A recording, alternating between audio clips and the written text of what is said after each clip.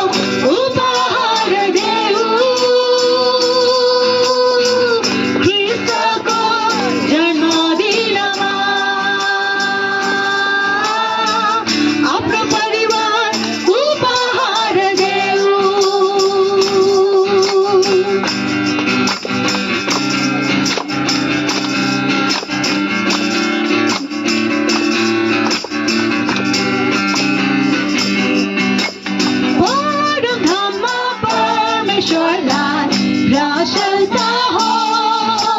परमेश्वरको मानिसहरूमा shalom shalom परमधाममा परमेश्वरलाई प्रशंसा हो परमेश्वरको मानिसहरूमा शालोम शालोम आनन्दको उपहार देऊ भलाइको उपहार देऊ आनन्दको उपहार देऊ भलाइको उपहार देऊ